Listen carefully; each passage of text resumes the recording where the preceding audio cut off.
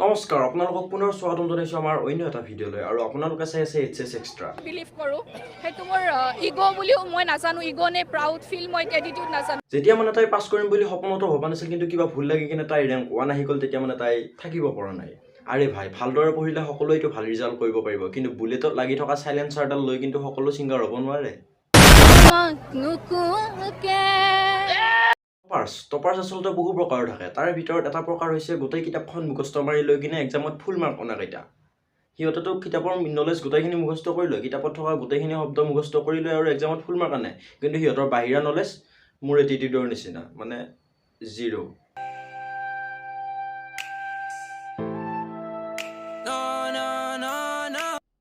যেতিয়া পঢ়োতে তেতিয়া মই সেইটো লেভেলত পঢ়িছিলো যেটো লেভেলত মোক কোনেও বিট কৰিব নোৱাৰে মই ফ্ৰীৰ ওপৰত মোৰ ৰেংক নাযায় বুলি মোৰ সম্পূৰ্ণ বিশ্বাস আছে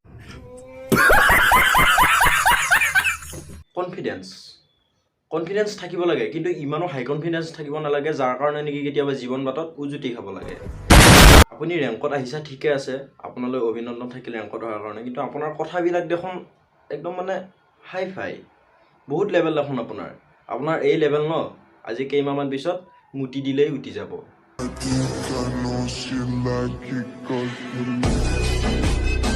This is the power of Ramanujan Academy. The Ramanujan Academy যোগ্য মানুহক কেয়াৰ দিব জানে আৰু যিজনে মৰমৰ হসাকে যোগ্য তেওঁলোকক মৰম দিব জানে আচ্ছা বুজি পালো বাৰু তুমি কোৱা কথাখিনি ৰামানুজন একাডেমি বহুত ভাল ৰামানুজন একাডেমিয়ে বহুত কিবা কিবি দিব জানে বহুত কিবা কিবি ল'ব জানে বহুত কিবা কিবি কৰিবও জানে কিন্তু আপোনাৰ কথা শুনি মোৰ এনেকুৱা এটা অনুভৱ হৈছে যে ৰামানুজন একাডেমিখনত এজন ভাল শিষ্টাচাৰ শিক্ষক এজনৰ প্ৰয়োজন নেকি ৰামানুজন একাডেমিয়ে বাৰু তোমাক ঠিকে মৰম দিছে কিন্তু আমাৰ অসমৰ মানুহসকলে দেখোন তোমাক সেই ধৰণে ধুইছে আকৌ আৰে শুনা মৰম পাব ন মৰম দিব জানিব লাগিব যেটো নেকি তুমি মোৰ পৰা শিকিব নোৱাৰা কাৰণ মোৰ খং বহুত আছে তুমি বেলেগৰ পৰা শিকি ল'বা যায়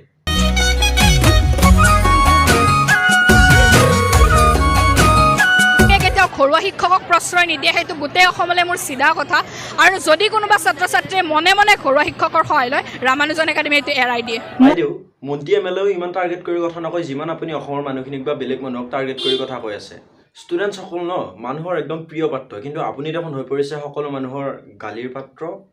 কিয় নিজকে অলপ ৰিয়েলাইজ কৰা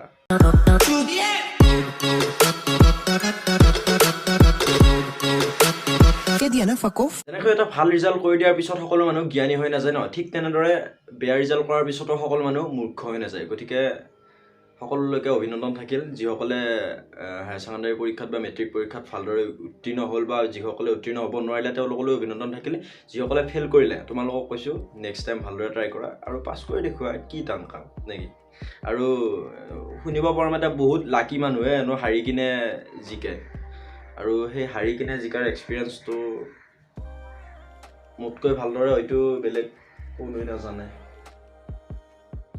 গতিকে ভিডিঅ'টি চাই কেনেকুৱা লাগিল এটা কমেণ্ট কৰি জনাই দিব আজিৰ ভিডিঅ'ত এইখিনিয়ে আছিল এই নতুনকৈ হোৱা আমাৰ ৰাজনীতি নেতাটোৰ ওপৰত অলপ ক'ব লগা আছিল গতিকে অলপমান আপোনালোকক বুজাই দিব চেষ্টা কৰিলোঁ আৰু অলপমান কিবা এওক ধুই পেলালোঁ গতিকে ভিডিঅ'টি চাই যদি আপোনালোকে জীৱনৰ অকণমান হ'লেও আনন্দ উপভোগ কৰিলে তেনেহ'লে প্লিজ